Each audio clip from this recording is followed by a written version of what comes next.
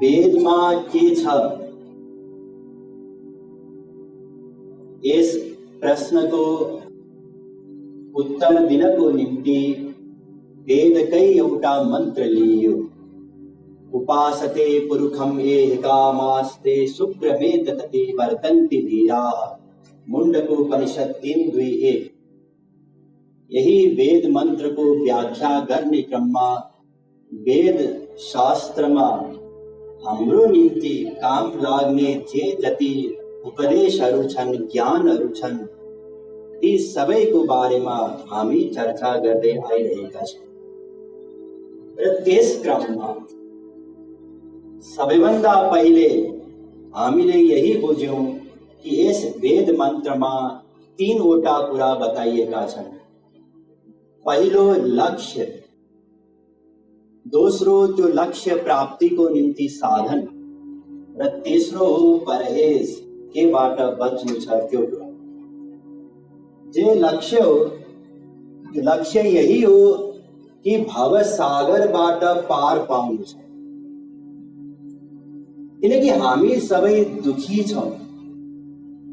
शारीरिक दुःख, अनेक प्रकारका रोगहरू वर्तमानमा छैन भने पनि झेल्नु नै छ। मानसिक दुःख, शरीर निरोगी भए तापनि मन हाम्रो यस्तो स्थिति छ मनको कि कसैले एक शब्द बतायो, साधारण केही 2-4वटा शब्द सुनायो भने त्यसैको हामी चिन्तन गरिरहन्छौँ। अर्थात् मानसिक रूपमा पनि हामी रोगी छौँ। शारीरिक कष्ट, मानसिक कष्ट, त्यसबाहेक अरू व्यक्तिहरूले दिने दुःख त फेरि छँदै छ। अरू व्यक्तिहरूले पनि दुःख दिइरहन्छन्। म त निरोगी छु तर श्रीमती रोगी छ। अब श्रीमतीको कारणले गर्दा दुःख मिल्यो, अथवा श्रीमान रोगी छ, श्रीमानको बानी खराब छ, श्रीमतीको बानी खराब छ, छोरा यसको बानी खराब छ, या छोरा रोगी छ, म त निरोगी छु, छोरा रोगी छ, दुःख मिल्छ। अरू व्यक्तिहरूको कारणले गर्दा पनि दुःख मिल्छ। प्राकृतिक प्रकोपबाट पनि हामीलाई दुःख मिल्छ। यी सबै दुःखहरू हामीले भोग्दै आइरहेका छौँ, जुन हामी चाहदैनौँ। हामी यी दुःखबाट छुटकारा चाहन्छौँ, बच्न चाहन्छौँ, र सधैँका लागि बच्न चाहन्छौँ। र त्यसको निम्ति यो भवसागरबाट नै पार पाउनु छ। अर्थात् जुन यो दुःखको सागर हो, यो दुःखको सागरबाट मुक्त हुनु छ।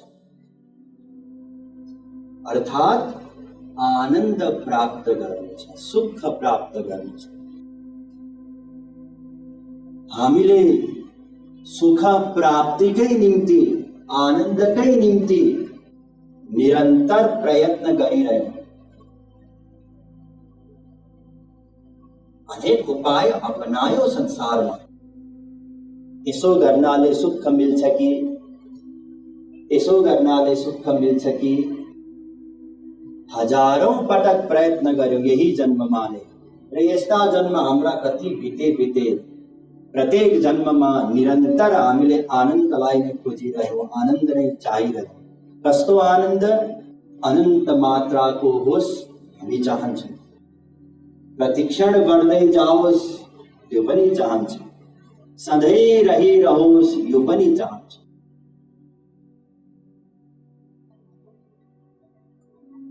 यस्तो आनन्द त आजसम्म मिलेन हामीलाई। सुख मिल्यो, अवश्य मिल्यो। सीमित सुख मिल्यो। त्यो सीमित सुख घट्दै गयो र समाप्त भयो। कहाँ गयो हिजोको सुख? हिजो विवाह गर्दाखेरिको सुख गयो, अहिले छैन त्यो सुख। हिजो मिठो भोजन गर्दाखेरिको सुख छैन अहिले त्यो। अर्थात् संसारमा हामीलाई सीमित सुख मिल्यो, त्यो सीमित सुख घट्दै गयो, समाप्त भयो। हामी कस्तो सुख चाहन्छौँ, अनन्त सुख चाहन्छौँ, जुन बढ्दै जाओस् र सधैँ रहिरहोस्, यसको हामी चाहन्छौँ। हामीले चाहेको जस्तो आनन्द आजसम्म हामीलाई मिलेन। किन मिलेन? हामीले चर्चा गरिसक्यौँ, हामीले गलत ठाउँमा आनन्द खोज्यौँ। आनन्द भगवान हुनुहुन्छ। वेद शास्त्रले बारम्बार यही बताए हामीलाई, यही बुझाउन खोजे कि बुझ, सम्झ, मान, आनन्द भगवान हुनुहुन्छ। त्यसैले भगवानलाई प्राप्त गरेर नै सुखी हुन सक्छौँ। स्वाभाविक हो, धनलाई प्राप्त गरेर नै धनी बन्न सकिन्छ। त्यसै गरी सुख अर्थात् भगवानलाई प्राप्त गरेर नै सुखी बन्न सकिन्छ। संसारी विषय वस्तुलाई संग्रह गरेर सुख मिल्ने भएको भए हामीलाई अनन्त पटक सुख मिलिसक्थ्यो। किनकि अनन्त जन्ममा हामी अनन्त पटक समस्त पृथ्वीको राजा बनिसक्यौं, स्वर्गको राजा इन्द्र पनि बनिसक्यौं, तैपनि हामीलाई सुख मिलेन। किनकि संसारमा सुखको लवलेश पनि छैन। अब के गर्नु पर्यो त? भगवानलाई प्राप्त गर्नु पर्यो। यही हाम्रो लक्ष्य हो, जुन वेद मन्त्रले बताएको थियो। लक्ष्य के रहेछ?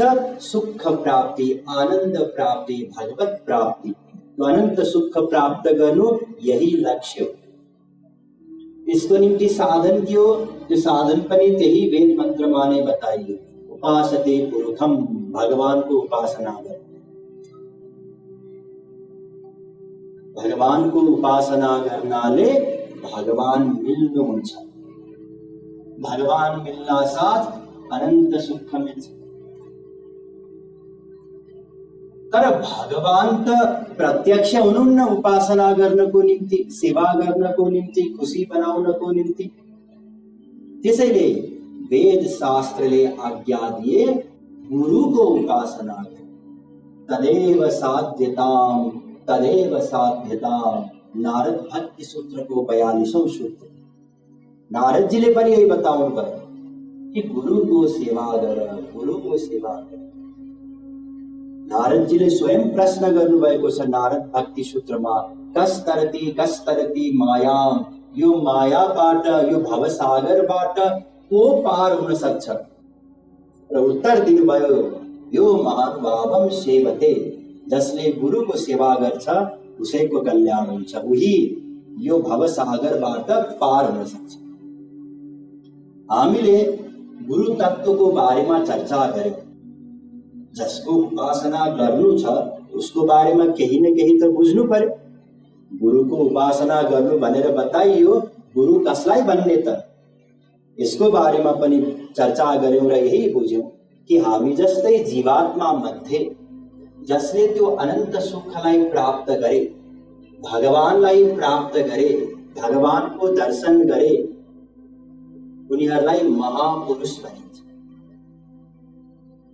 र यस्ता महापुरुषहरू मध्ये जसको निर्देशनमा हामी साधना गर्छौं, जसलाई एउटा गाइड मानेर, वहाँ हाम्रो निम्ति गुरु हुनुहुन्छ। र गुरु हुनको निम्ति दुईवटा योग्यता अनिवार्य हो। कसलाई गुरु भन्ने त ठिक छ, योग्यता त बुझ्नु पर्यो नि। केवल दुईवटा योग्यता भए पुग्छ। पहिलो योग्यता हो वेद शास्त्रको ज्ञान होस्, हामीलाई सही सही सम्झाउन सकोस् वेदमा के छ भनेर। दोस्रो, स्वयं भगवानलाई प्राप्त गरेको होस्। श्रोतव्य, मन्तव्य, निधिध्यासितव्य मैत्रेयी। यस्तो गुरुद्वारा नै हामीलाई सुन्नु छ शास्त्रमा के छ भनेर, त्यसको मनन गर्नु छ र निश्चयमा पुग्नु छ। जो पाए त्यहीबाट सुन्यो भने धोका हुन्छ फेरि। किनकि केवल गुरु नै वेद शास्त्रको ज्ञाता हुनुहुन्छ। श्रोत्रिय ब्रह्मनिष्ठ, यी दुईवटा योग्यता गुरुमा नै हुन्छ। बाँकी अरू कुनै चिजसँग केही मतलब छैन। पहेँलो कपडा लगाउँछ कि रङ्गीन कपडा लगाउँछ केही मतलब छैन। विवाह गरेको छ कि छैन त्यसको पनि कुनै महत्त्व छैन। धनी छ कि गरिब छ गुरु त्योसँग पनि मतलब छैन। यो देशको हो कि विदेशको त्योसँग पनि मतलब छैन। कुनै पनि चिजसँग मतलब छैन। ब्राह्मण होस् कि शूद्र होस्। मीराबाईको गुरु रैदासजी शूद्र हुनुहुन्थ्यो, जुत्ता सिलाउने काम गर्नुहुन्थ्यो। साधारण हामी जस्तै व्यक्तिहरूको जुत्ता सिलाउनुहुन्थ्यो, तर महापुरुष हुनुहुन्थ्यो भित्रबाट। भगवानलाई प्राप्त गर्नुभएको थियो। बाहिरबाट हामीले हेर्दा के देख्यौँ? यो त चमार हो, जुत्ता सिलाएर बस्छ। हामीले पनि त्यतिखेर 2 पैसा दिएर जुत्ता सिलाउन लगायौँ।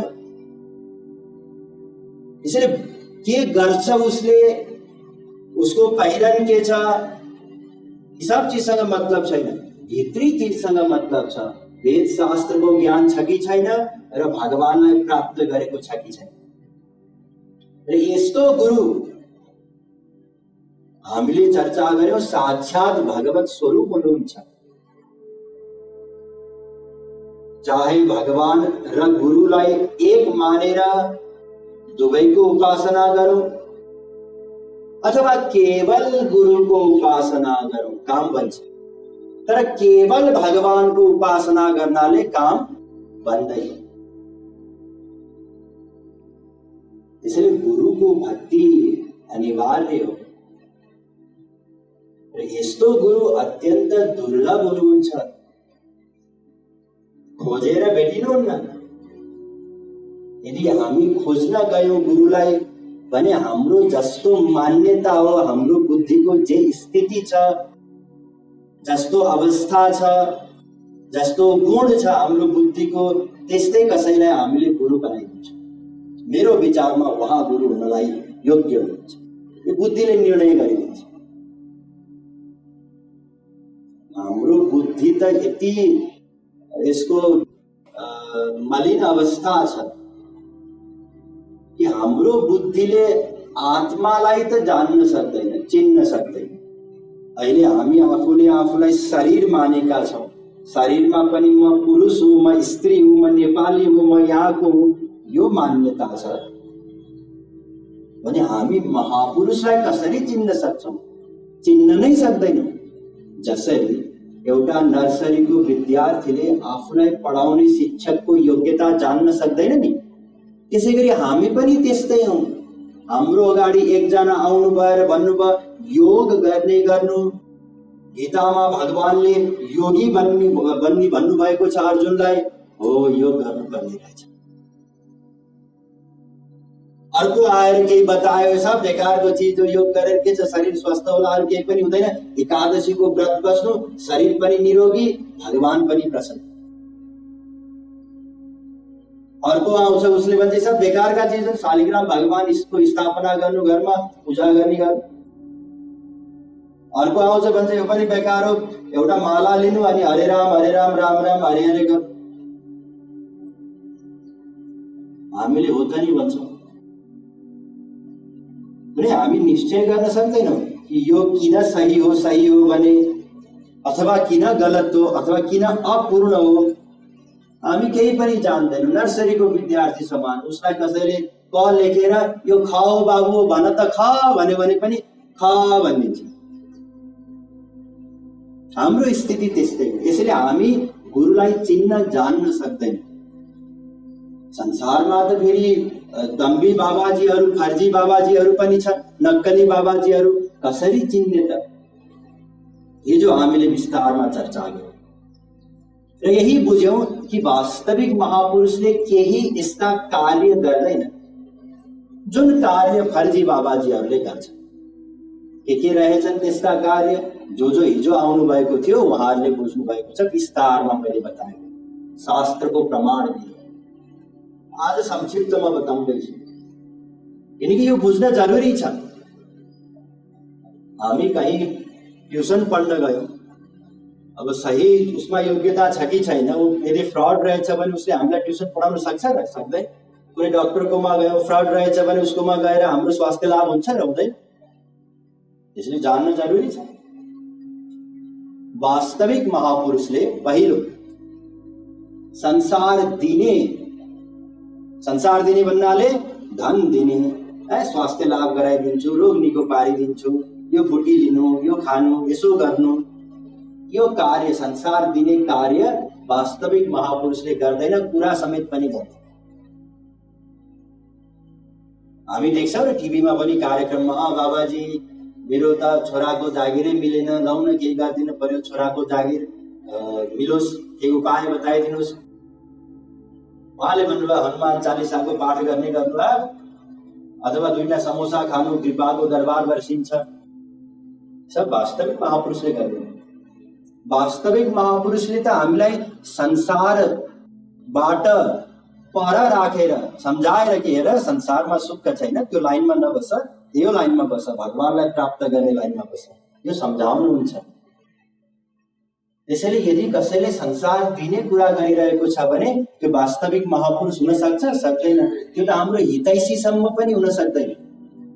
यदि हाम्रो हितैषी मात्रै भएको भए पनि हामीलाई सम्झाउँथ्यो संसारको अनावश्यक टेन्सन नलिनु, यो त हाम्रो भाग्य अनुसार, हाम्रो कार्य अनुसार जे जति मिल्छ त्यसैमा सन्तोष मान्ने हो, हाम्रो लक्ष्य त भगवानलाई प्राप्त गर्ने हो, त्यसैले त्यस्ताको निम्ति साधना गर्नु छ, यो सम्झाउँथ्यो। हितैषी मात्रै भएको भए पनि। त्यसैले त्यो त दुष्ट हो। त्यस्तै आमा समान हो जसले आफ्नो बच्चालाई पढ्न नलगाएर बच्चाकै इच्छा अनुसार मोबाइल दिएर त्यो मोबाइलकै लतमा बिगाडिदिन्छ। दोस्रो, वास्तविक महापुरुषले चमत्कार देखाउँदैनन्। किन देखाउँदैनन्? किनकि यदि चमत्कार देखाए भने हाम्रो श्रद्धा महापुरुष प्रति हुनुपर्ने थियो, हाम्रो श्रद्धा चमत्कार प्रति हुन जान्छ, जसले गर्दा हाम्रो उपासनाको हामीलाई कुनै पनि फल मिल्दैन। तेस्रो, वास्तविक महापुरुषले आशीर्वाद दिने, श्राप दिने कार्य अथवा डर देखाउने कार्य पनि गर्दैन। चौथो, वास्तविक महापुरुषले प्रारम्भमा नै मन्त्र दिने, दीक्षा दिने कार्य पनि गर्दैन। यदि कहीँ गयौँ हामी, त्यहाँ दीक्षा दिइरहेको छ कसैले, फर्जी बाबा हो, वास्तविक महापुरुष हो। दीक्षाको अभिप्राय हो त्यो अनन्त सुख प्रदान गर्नु। हामीलाई त अनन्त सुख चाहिएको हो नि, भगवानको दर्शन चाहिएको हो, श्री कृष्णको दर्शन चाहिएको हो। त्यो प्रदान गर्यो यदि कसैले भने बल्ल त्यो सही दीक्षा हो। त्यो त अहिले प्रारम्भमा नै हुन सक्दैन, त्यसको निम्ति पहिले साधना गर्नु छ, उपासना गर्नु छ। उपासना गरेर जब मनलाई हामी शुद्ध बनाउँछौँ, त्यही शुद्ध मनलाई गुरुले दिव्य बनाउनुहुन्छ पहिले, अनि त्यो दिव्य मनमा बल्ल दीक्षा दिनुहुन्छ, भगवानको त्यो अनन्त आनन्द दिनुहुन्छ। यी चारवटा कुरा देख्यौं भने हामी अनुमान गर्न सक्छौं कि वहाँ यी जो व्यक्तिहरू हुन् यी वास्तविक महापुरुष होइन।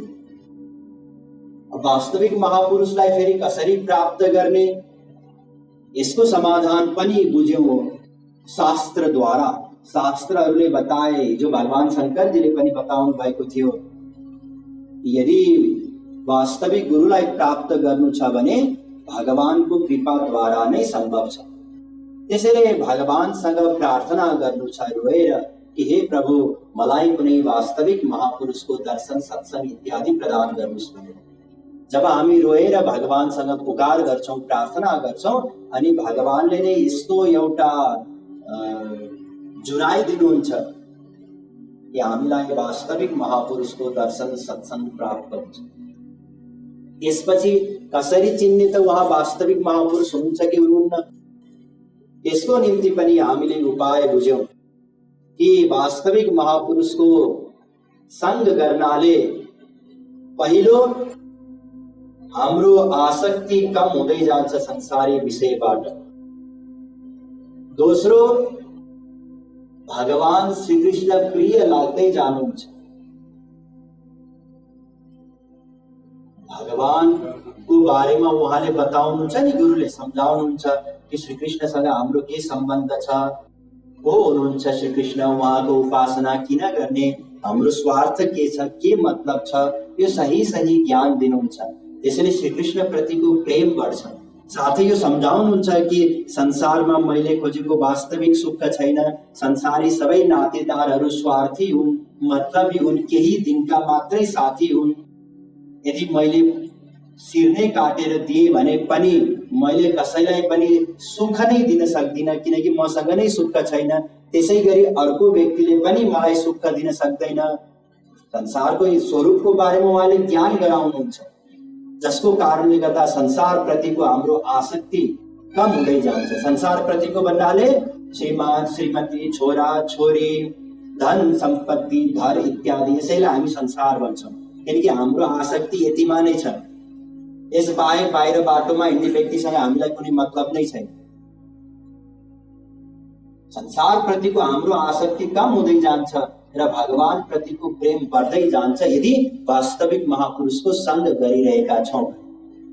यसैगरी वास्तविक महापुरुष भित्र श्रीकृष्णको प्रेम हुन्छ, अनन्त आनन्द हुन्छ, जुन प्रेम कहिलेकाहीँ उहाँले लुकाउन प्रयत्न गर्दा गर्दै पनि अनायास सत्सङ्गको वातावरणमा प्रकट हुन्छ अष्ट सात्विक भावको रूपमा, जसलाई देखेर हामी अनुमान गर्न सक्छौं कि वहाँ भित्र श्रीकृष्णको प्रेम छ। त्यसले उहाँ वास्तविक महापुरुष हुनुहुन्छ। यस प्रकारले हामी वास्तविक महापुरुषलाई चिन्न सक्छौं केही समय श्रद्धापूर्वक उहाँको सङ्ग गरे। अब वास्तविक महापुरुष त मिल्नुभयो। ध्यान दिनुहोस्, यतिसम्म हामीले चर्चा गरिसकेका थियौँ। अब नयाँ विषय चर्चा हुँदैछ, सावधान हुँदा। वास्तविक महापुरुष मिल्नुभयो, गुरु मिल्नुभयो, श्रोत्रिय ब्रह्मनिष्ठ गुरु। अब के गर्ने त?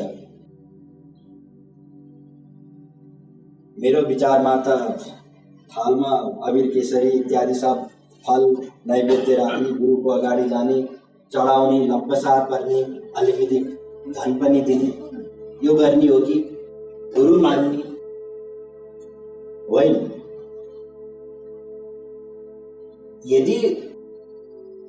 यदि गुरु मिल्नुभयो भने पहिलो काम के गर्नु छ?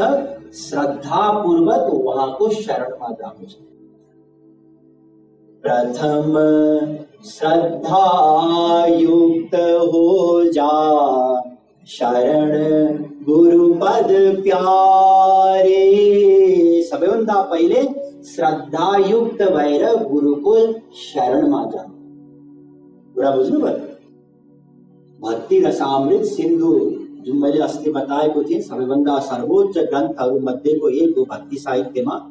त्यसमा रूप गोस्वामीजी महाराज पनि यही भन्नुहुन्छ, आदौ श्रद्धा ततः साधु सङ्गोऽथ भजन क्रिया। भक्ति रसामृत से पहिले के गर्नु पर्यो? श्रद्धापूर्वक गुरुको शरणमा जानु। प्रथम भगति संतन कर संगा। भगवान रामले पनि सबरी मातालाई यही उपदेश दिनुभयो।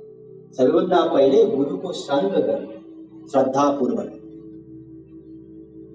अब यो श्रद्धा भनेर बताइयो, वेदले पनि बताएको छ, श्रद्धत स्व तात श्रद्धत स्व वेद। अष्टावक्र गीतामा पनि छ यो 15:8। श्रद्धा उत्पन्न गर, श्रद्धा उत्पन्न गर। किन श्रद्धा उत्पन्न गर? किनकि श्रद्धावान लभते ज्ञानम। गीता 4:39 भगवान श्री कृष्णले बताउनु भयो, श्रद्धा युक्त भएर गयो भने मात्रै ज्ञान आर्जन गर्न सक्छौ, प्राप्त गर्न सक्छौ। यदि श्रद्धा भएन भने अज्ञश्च श्रद्धदानश्च संशयात्मा विनश्यति। गीता 4:40। श्रद्धा भएन भने फेरि वास्तविक गुरुको शरणमा गएर पनि केही लाभ मिल्दैन। यो श्रद्धा केलाई भनिन्छ? यति महत्त्वपूर्ण कुरा रहेछ। वेदमा पनि बताइएको रहेछ, गीतामा पनि बताइएको रहेछ, भगवानले पनि बताउनु भएको रहेछ। सबरी मातालाई के रहेछ यो श्रद्धा? श्रद्धाको तात्पर्य हो दृढ विश्वास। श्रद्धा शब्दे कहे विश्वास, सुदृढ निश्चय। श्रद्धाको तात्पर्य के रहेछ? पूर्ण विश्वास होस्। चैतन्य महाप्रभुजीले बताउनु, आदि जगत गुरु श्री शंकराचार्यजीले पनि यही परिभाषा बताउनु भयो। गुरु वेदांत वाक्येषु दृढो विश्वास श्रद्धा। दृढ़ विश्वास, गुरुको वाणीमा गुरुले आज्ञा दिनुभयो वाल्मीकिजीलाई, देवर्षि नारदजीले, मरा मरा भन्दै जानु जबसम्म म फर्केर आउँछु। हस् गुरुजी। प्रश्न गरेन न, गुरुजी हजुर कहिले फर्केर आउनुहुन्छ? अधिकार छैन शिष्यलाई प्रश्न गर्ने। गुरुजी यो मरा भनेको के हो? सोधेन। पूर्ण आज्ञा पालन, मेरो कल्याणको निम्ति हो गुरुले जे गरे पनि। यो हो श्रद्धा, गुरुको वाणीमा विश्वास। यही श्रद्धा रूपी धन, श्रद्धा रूपी पूंजी लिएर गुरुको शरणमा जानु छ। संसारी धन लिएर होइन। यदि संसारी धन लिएर गएर हुने हो भने सबैभन्दा पहिला धनी व्यक्तिहरूले भगवानलाई प्राप्त गर्थे। तर इतिहास हेर्दाखेरि उल्टो छ। इतिहासमा अधिकांश सबै जसले भगवानलाई प्राप्त गरे सबै निर्धन, गरिब, अनपढ, अशिक्षित यस्तै व्यक्तिहरू छन्। किनकि पढे लेखेकाहरूको पनि बुद्धिको अहंकार हुन्छ। मैले पढेको छु, गीतामा भगवानले यस्तो बताउनु भएको छ, हामी गुरुको पनि गुरु बन्न पुग्छौँ बुद्धिको अहंकारले गर्दा। यसरी श्रद्धा उत्पन्न गर्नु छ र यो श्रद्धा यति महत्त्वपूर्ण चिज हो कि तुलसीदास जी महाराज भन्नुहुन्छ, सद्गुरु वैद्य वचन विश्वासा। जसरी वैद्यले या डाक्टरले बताएको कुराप्रति हामी विश्वास गरेर मान्छौं नि। डाक्टरले बतायो कि तपाईको मुटुको समस्या छ, सकेसम्म चाँडै हुन सक्छ भने आजै अपरेसन गराउनु पर्छ। हस् डाक्टर साहब, अघि त गुरुजीले 7 दिन प्रवचन छ, प्रवचन सुन्न आउनु पैसा लाग्दैन भन्दै हुन्थ्यो। टाइम छैन गुरुजी, हाम्रो त कति काम छ, तपाईको पो काम छैन, हामी त गृहस्थमा छौं भनेको थियो। अहिले डाक्टरले भन्न साथ 5-6 लाख रुपियाँ लिएर गएर आफू पनि गयौं, अर्को एकजना कुर्ने व्यक्ति पनि घरबाट लिएर गयो। आफू त अपरेसन गरिसकेपछि एउटा बेडमा सुतिन्छ, अर्को व्यक्ति बिचारा कहीँ जमिनमा एउटा पिपम ओछ्याएर त्यही सुत्छ बिचारा रातमा। विश्वास डाक्टरको बाणीमा हैन, यही विश्वास चाहिन्छ गुरुको बाणीमा। यसको नाम हो श्रद्धा। तुलसीदास जी महाराज भन्नुहुन्छ, अनुपान श्रद्धामती पूरी, जसको जति मात्रामा श्रद्धा छ यति नै मात्रामा उसले गुरुबाट लाभ लिन सक्छ। गुरु त एउटा खुल्ला तलाउ समान हुनुहुन्छ, इनार समान हुनुहुन्छ। यदि श्रद्धा रूपी हाम्रो भाँडो नै छैन भने हामी केमा लिन्छौं? उहाँसँगको ज्ञान, उहाँको प्रेम केमा लिन्छौं? कुनै पात्र नै छैन। त्यसैले श्रद्धा अनिवार्य हो र श्रद्धाको मात्राको हिसाबले भक्तिमा 3वटा अधिकारी बताइएको छ। पहिलो हो कोमल श्रद्धा। यो भवेत् कोमल श्रद्धा स कनिष्ठो निगद्यते। भक्ति रसामृत सिन्धुमा रूप गोस्वामीजी महाराज बताउनु भयो, जसको कोमल श्रद्धा छ ती तल्लो स्तरका हुन् भक्ति मार्ग। कोमल श्रद्धा भन्नाले हाम्रो जस्तो, हाम्रो विश्वास छैन नि गुरुको बाणीमा, वेदको बाणीमा। वेदले बताएको छ, बताइरहोस् वेदले। हामी कसलाई गुरु मान्छौं? आफ्नै बुद्धिलाई। मेरो गुरुको मेरो बुद्धि, म सबको सुन्छु, गुरुको पनि सुन्छु, वेदको पनि सुन्छु, घर परिवारको पनि सुन्छु। अन्तिममा कसको अनुसार गर्छु? म आफ्नै बुद्धिको अनुसार। ध्यान दिनुस्, जसको हामी प्रत्येक आज्ञाको पालना गर्छौं वही हाम्रो निम्ति गुरु। अब हृदयमा हात राखेर विचार गर्नुस् सबैजनाले, हामी सबैले गरौँ कि म कसको बुद्धि अनुसार प्रत्येक कार्य गर्छु, कसको सबै कुरा मान्छु। के उत्तर आयो? आफ्नै बुद्धि। त्यसैले मैले कसलाई गुरु मानिरहेको रहेछु अहिलेसम्म? आफ्नै बुद्धिलाई गुरु मानिरहेको रहेछु। ल अब परिभाषा चेन्ज भयो नि। अघिसम्म हजुरको गुरु को हुनुहुन्छ भनेर सोद्धाखेरि हामी भन्थ्यौँ मेरो गुरु त फलानु हुनुहुन्छ भनेर भन्थ्यौँ। अब थाहा भयो कि मेरो गुरु को रहेछ मेरै बुद्धि रहेछ।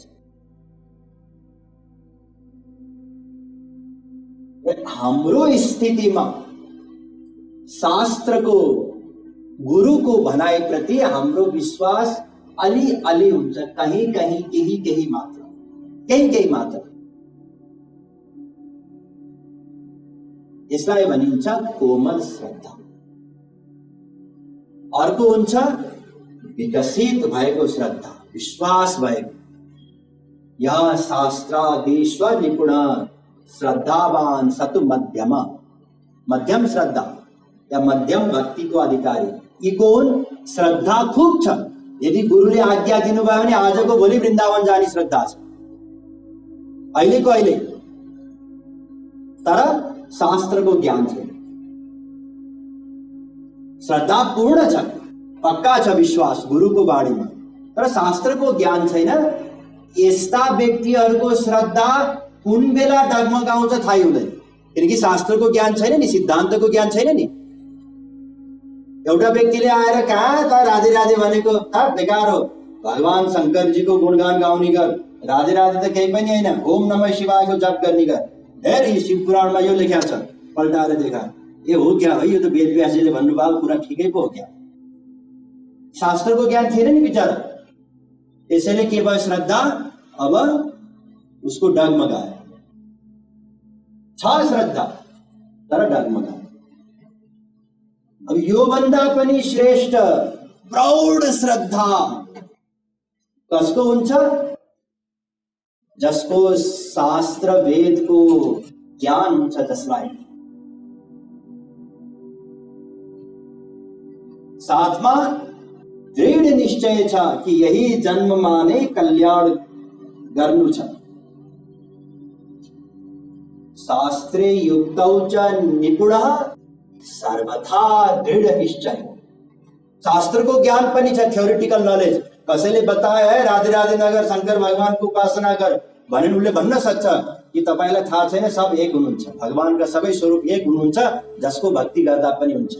उसको श्रद्धा डगमगाएन र दृढ निश्चय छ, भोक छ। मैले अस्ति बताएको थिएँ नि, 4 दिनदेखिको भोको व्यक्तिलाई खाना बाहेक अरू कुरा सुन्दाखेरि मजा आउँछ, आउँदैन नि। त्यस्तै भोक होस् भगवानलाई प्राप्त गर्नको निम्ति, कि भगवान बाहेक अरू कुनै चीजमा रुचि नै नहोस्। दृढ निश्चय, प्रौढ श्रद्धोधिकारी, प्रौढ श्रद्धा होस्, श्रद्धा पनि विकसित होस्। यी हुन् भक्तिका उच्च अधिकारी। त्यसैले अहिले हाम्रो कस्तो श्रद्धा रहेछ? कोमल श्रद्धा। र कस्तो श्रद्धा बनाउनु छ? प्रौढ श्रद्धा। कसरी बनाउने? अघि वेदले पनि बतायो, श्रद्धा पैदा गर, श्रद्धा उत्पन्न गर। यहाँ पनि बताइयो, श्रद्धा एकदम प्रौढ श्रद्धा चाहिन्छ, उत्तम श्रद्धा चाहिन्छ। कसरी गर्ने त? जगत गुरु श्री कृपालुजी महाराजले बताउनु भयो, संत संग सत्संग करू, दिन सेवहु दिन रात, राधे राधे। श्रद्धा रति अरु भक्ति सब, आपु ही तेहि मिली जात, राधे राधे। भक्ति शतक 50 दो। वास्तविक महापुरुष को यदि निरंतर सत्संग गरिरह्यौं भने, श्रद्धा नै छैन भने पनि उहाँको वाणी सुन्दा सुन्दा, उहाँको संग गर्दा गर्दा, उहाँको सेवा गर्दा गर्दा श्रद्धा आपसे आप उत्पन्न हुन्छ। आपसे आप भगवान श्री कृष्ण प्रति, गुरु प्रति प्रेम बढ्दै जान्छ। श्रद्धा रतिर भक्ति अनुक्रमिष्यति।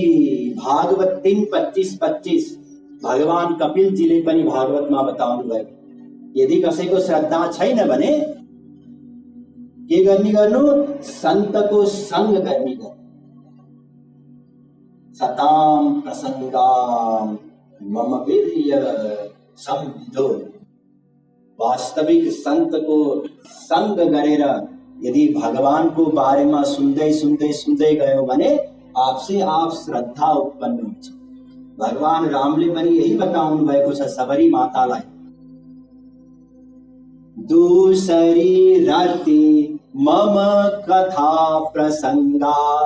यदि भगवान को बारेमा वास्तविक गुरुबाट हामीले सुन्दै सुन्दै सुन्दै गयौं भने श्रद्धा रति आपसे आप उत्पन्न। त्यसैले वास्तविक गुरु मिलिसकेपछि के गर्नुपर्ने रहेछ, श्रद्धा युक्त जानुपर्ने रहेछ र श्रद्धा वर्तमानमा छैन भने पनि संग गरेको गरे गर्नुपर्ने रहेछ। जति संग गर्दै गर्दै जान्छौं त्यति श्रद्धा उत्पन्न हुँदै जान्छ र कोमल श्रद्धाको वर्तमान हाम्रो स्थितिबाट मध्यम श्रद्धा हुँदै उत्तम श्रद्धा प्रौढ श्रद्धाको अवस्थामा पुग्नु छ कि गुरुले आज्ञा दिना साथ सहर्ष खुशी भएर परम सौभाग्य ठानेर त्यो आज्ञाको पालना गर्नु, यही श्रद्धा हो। ठीक, त्यसपछि श्रद्धायुक्त गयौं गुरुको, अब के गर्ने, अब सेवया भगवान रामले बताउनु भयो त्यसपछि गुरुको सेवा, गुरुपद पंकज सेवा तीसरी भगति अमानी। अब गुरुको सेवा गर। भगवान श्री कृष्णले पनि गीतामा यही बताउनु भएको छ, तद्विद्धि प्रणिपातेन परिप्रश्नेन सेवया, गीता 4:34। गुरुको सेवा गर। अघि देवर्षि नारदजीले पनि बताउनु भएको थियो नि, तदेव साध्यताम। नारद भक्ति सूत्रको 42औं सूत्र, गुरुको सेवा गर। तन से मन से धन से गुरु की करहु सेवा प्यारे। जगत गुरु श्री कृपालु जी महाराज ने पनि यही बताउनु भयो, तन मन धनले गुरुको सेवा गर। ध्यान दिनुस्, सबैभन्दा तल्लो स्तरको सेवा हो धनले सेवा गर्नु। समाजमा त धनको सेवालाई सर्वश्रेष्ठ मानिन्छ। 1-1 लाख रुपियाँ कसैले दियो भने फोटो सहित टाँसिन्छ। उहाँले 1-1 लाख दिनु, धनको सेवालाई श्रेष्ठ मानिन्छ। तर भगवत क्षेत्रमा धनको सेवा सबैभन्दा सानो सेवा, तल्लो सेवा। त्योभन्दा श्रेष्ठ सेवा के को सेवा हो, तनले गर्ने सेवा। गुरुको निम्ति हामीले कुनै सेवा गर्यौं, भोजन बनायौं, उहाँको आश्रममा कुचो लगायौं, कुनै सेवा, शारीरिक सेवा, त्यो श्रेष्ठ सेवा हो। त्योभन्दा पनि श्रेष्ठ सेवा के हो, मनले आँखा बन्द गरेर श्री कृष्णको ध्यान गरेर जुन मनले हामी सेवा गर्छौं, मनले श्री कृष्णलाई उठाइदियौं, सुतिरहनु भएको थियो, मनले नै स्नान गराइदियौं, मनले नै कपडा फेरिदियौं, मनले नै भोजन बनाएर अर्पण गर्यौं, सब मनले, यो सर्वोच्च सेवा हो। यी 3वटा सेवा हुन्। र साधना अवस्थामा, वर्तमान हाम्रो अवस्थामा गुरुको आज्ञा यही सर्वोच्च कुरा हो र आज्ञा पालन समान अरु कुनै पनि सेवा छैन। तुलसीदास जी महाराजले बताउनु भयो, आज्ञा सम न सुसाही व सेवा। गुरुले आज्ञा दिनुभयो, बस त्यही सबैभन्दा ठुलो सेवा हो।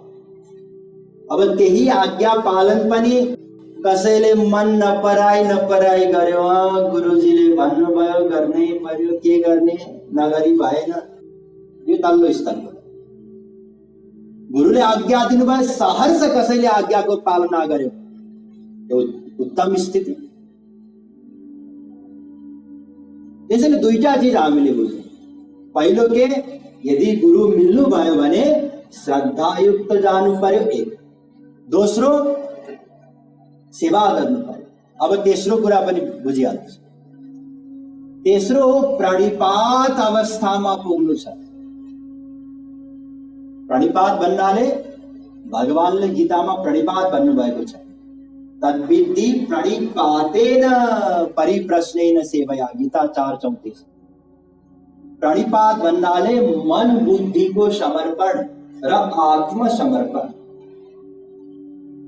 तीनवटा चीज हुन्छ, ध्यान दिनुहोस्। पात, निपात, प्रणिपात। पात भन्नाले गुरुजी म त हजुरको परम भक्त हुँ, आउनुहोस् मेरो घरमा, म हजुरलाई भोजन गराउन चाहन्छु। गुरुजी जानुभयो, हेर्नुभयो, तिम्रो घर त एकदम दरबार जस्तै रहेछ। मेरो घर होइन गुरुजी, हजुरकै घर हो। मेरो त के हो, म त हजुरको दास हुँ, हजुरको चरणमा अलिकति मलाई ठाउँ दिनुहोस्, अरू केही चाहिँदैन। गुरुजीले अब जुन लिभिङ रुममा बस्नु भएको थियो उसले राखिदिएको थियो, त्यहाँ ठुलो टिभी थियो, त्यसको पनि तारिफ गर्नुभयो, कति सुन्दर ठुलो टिभी रहेछ। गुरुजी मेरो टिभी होइन, हजुरकै टिभी हो। मेरो त के हुनु, मेरो केही पनि होइन, सब हजुरको। गुरुसँगै अर्को एक दुईजना असिस्टेन्ट गएको थिए, उनीहरूलाई गुरुले भन्नुभयो यो टिभी अहिले फर्किँदाखेरि त्याग गरेर ल्याउला। उनले सुन्यो गुरुजी के भन्नुभयो उनीहरूलाई, मेरै टिभी हो भन्दै थियो तिमीले, तिम्रो त होइन मेरै हो भन्दै थियो। मेरो टिभी यहाँ आश्रममा चाहिरहेको छ, एउटा लिएर जाने विचार गरेँ मैले। मेरो टिभी हो, म चाहे जेसुकै गरेँ। कहाँ हुन्छ गुरुजी भनेको पो त सभ्यता हजुरकै हो, तर हजुरले केही पनि गर्न पाउनु, हेर्न सक्नुहुन्छ बस केवल। यसलाई भनिन्छ पात, अर्थात् मुखले ठिक्क पार्नु। गुरुजीको अगाडि साष्टाङ्ग दण्डवत गर्नु, यसबाट केही लाभ मिल्छ, केही पनि लाभ मिल्दैन। अर्को निपात, निपात भन्नाले मन बुद्धिको समर्पण, यसबाट काम बन्छ, लाभ मिल्छ। तर भगवानले गीतामा प्रणिपात भन्नुभएको छ, निपात पनि भन्नुभयो। प्रणिपात भन्नाले मन बुद्धि सहित आत्मसमर्पण, किनकि केवल मन बुद्धि दियौं भने यो आत्माले कुन बेला मन बुद्धिलाई फेरि आफ्नो ठान्छ थाहा हुँदैन। तर आत्मसमर्पण गरिसकेपछि अब त मेरो त म आफै पनि रहेन नि। जब म आफै मेरो छैन भने मन बुद्धि कताबाट मेरो होस्। त्यसैले प्रणिपातको अवस्थामा पुग्नु छ, अन्तिम अवस्था। चिन्ता नलिनुहोस्, यो अवस्थामा हामी पुग्न सक्छौं, सहजै पुग्न सक्छौं। कुनै व्यक्ति सुरुमै पहिलो दिनमै जिम गएर म एकदम पहिलो दिनमै मसल बनाउँछु भन्यो भने त सम्भव हुँदैन, जतिसुकै परिश्रम गरे पनि।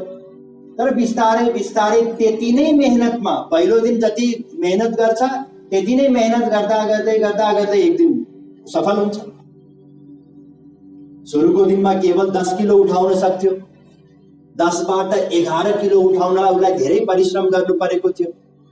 भोलि 20 बाट 21 किलो उठाउन पनि त्यति नै परिश्रम गर्नुपर्ने, धेरै परिश्रम गर्नु पर्दैन, किनकि त्यो स्थितिमा ऊ पुगिसकेको हुन्छ।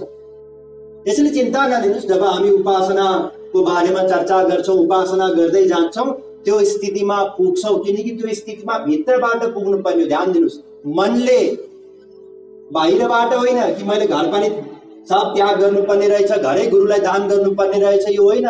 यदि घर गुरुलाई दान गरेर त्यो अनन्त सुख मिल्ने भएको भए कति सस्तो सौदा हुन्थ्यो। संत कबीरदास जी त यहाँसम्म भन्नुहुन्छ, यह तन विष की बेलरी गुरु अमृत का खान, शीस दिने जो गुरु मिले तो भी सस्ता जान कबीरा, तो भी सस्ता जान।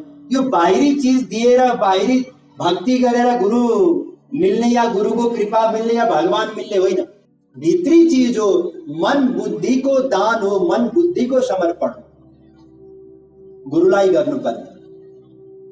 त्यसैले यस प्रकारले जब हामी गुरुको संग गर्छौं, श्रद्धायुक्त भएर मन बुद्धिको समर्पण गरेर, वेदमा पनि यही बताएको छ, तत् विज्ञानार्थम स गुरुमेवा विगच्छेत समित पाणि श्रोत्रियम ब्रह्मनिष्ठम, मुण्डकोपनिषद 1-2-12। यहाँ समित पाणी बताइयो, हातमा समिधा लिएर आत्मदान गर्ने गरी गुरुको शरणमा जानु छ।